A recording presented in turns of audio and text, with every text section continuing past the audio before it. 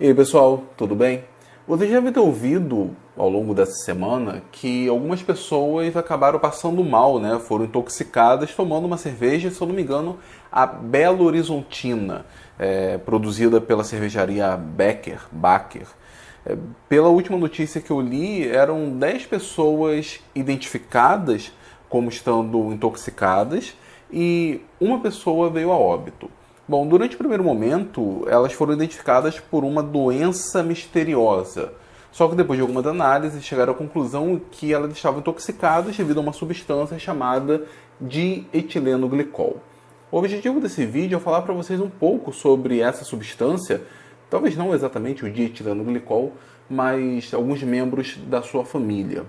Mas como assim? Acontece que o dietilenoglicol ele faz parte de uma família de compostos que nós chamamos de dióis, ou seja, tem dois grupos álcool, tem dois grupos OH, no caso, dois grupos terminais. Além disso, ele faz parte de uma outra família, né, que não são apenas dióis, mas que tem ali átomos de oxigênio. Então nós temos uma espécie de poliéteres com grupos hidroxilas no final. Como regra geral para essa família, vai aparecer aqui em algum lugar uma fórmula, essa daqui é uma fórmula geral, vocês vão ver que tem um parêntese e tem um N. O que acontece? Quando esse N é igual a zero, ou seja, todo esse grupo é retirado, enfim, não tem esse grupo, você tem apenas os átomos de carbono e os OH no final, nós temos o etilenoglicol. O etilenoglicol, inclusive, vai ser mais sobre ele que eu vou falar, porque ele é bem conhecido dos químicos. Agora, quando esse mesmo grupo tem N igual a 1, vocês podem perceber que agora a cadeia central é maior e tem um átomo de oxigênio.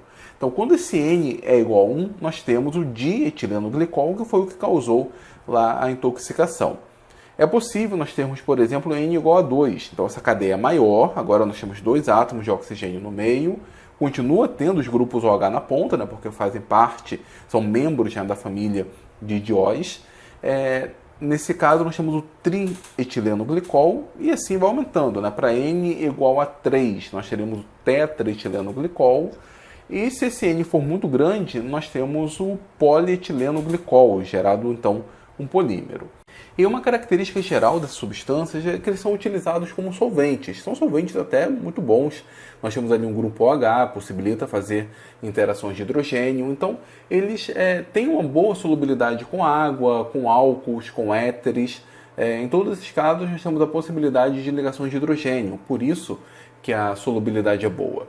Mas esses compostos eles são extremamente tóxicos. Então, o nosso corpo ele não trabalha muito bem com o dietilenoglicol ou com o etilenoglicol, que é o mais conhecido. Bom, o etilenoglicol, né?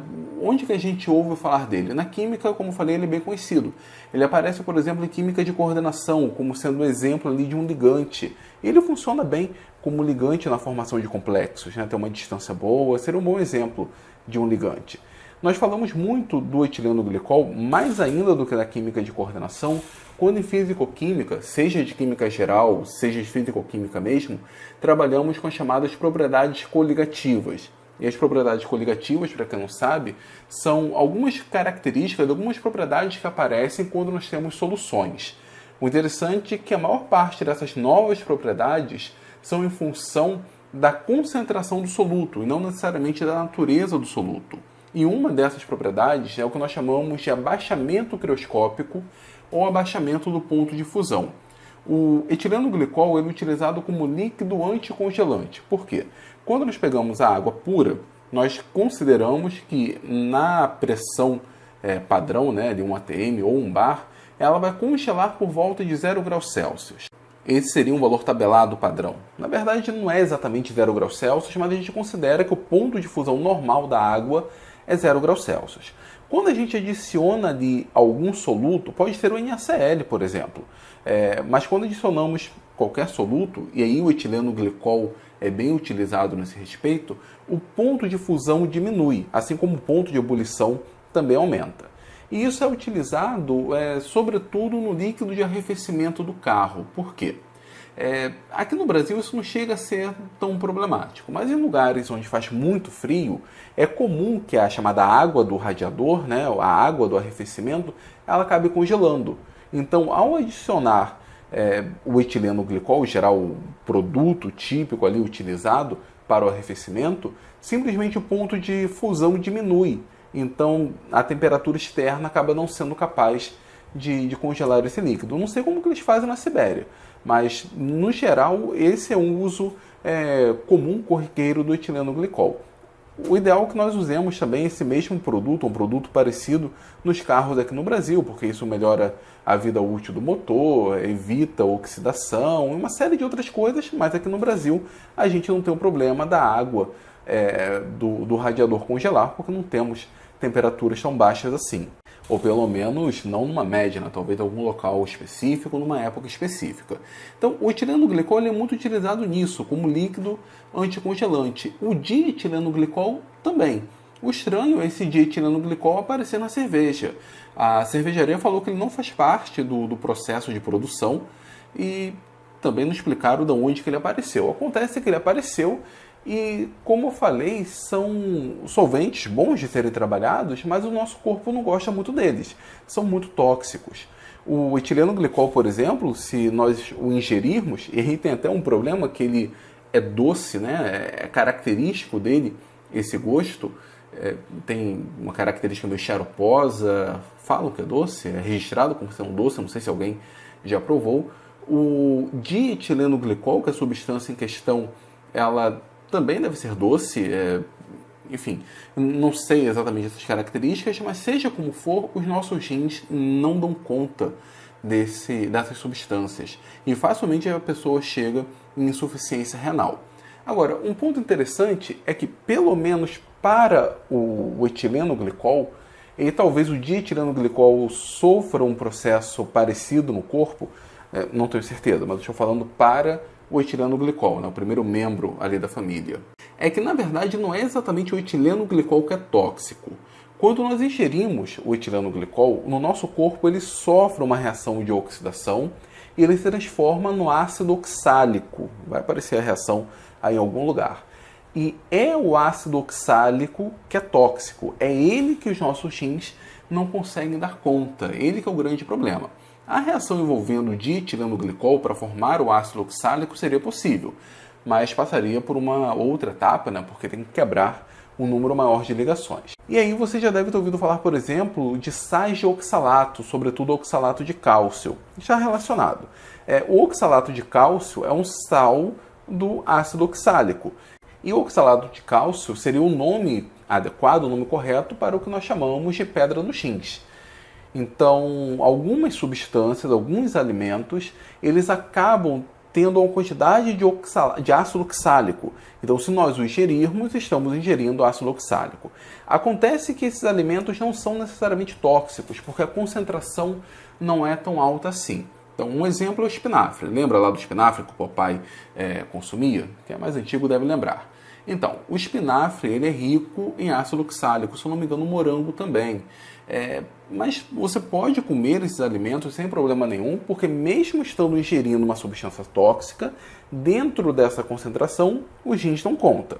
A não ser se você já tiver insuficiência renal. Aí não é adequado utilizar esses alimentos. A não ser que você já tenha uma propensão a criar cálculos nos rins, né? Criar oxalato de cálcio, também não é adequado você utilizar esse tipo de alimento. E quando nós ingerimos o etileno glicol, na verdade o etileno glicol se transforma no ácido oxálico e aí está o problema. Qual é a diferença? A diferença é que o quanto nós consumimos de ácido oxálico nesses vegetais não dá problema. Se os rins estiverem saudáveis, vai funcionar bem, não vai gerar um efeito colateral. Agora, se os rins recebem uma concentração grande de ácido oxálico, isso proveniente, por exemplo, da ingestão do etileno glicol, aí ele não dá conta e gera insuficiência renal. E dependendo da concentração, gera insuficiência renal, acho que insuficiência hepática, e pode gerar até mesmo o óbito. Foi o que aconteceu, por exemplo, com pelo menos uma pessoa registrada até agora. De novo, eu não tenho certeza se o dietileno glicol segue exatamente esse processo bioquímico. Eu acredito que sim. Dentro do corpo ele pode acabar oxidando, as ligações acabam sendo rompidas e é formado ali o ácido oxálico. Se não for, seja como for, o dietileno glicol têm características bem parecidas com o etileno glicol, no sentido de que também são utilizados como líquidos refrigerantes, né, para tentar baixar ali a temperatura da água, ou se quiser também para elevar a temperatura de ebulição da água, provoca o mesmo efeito.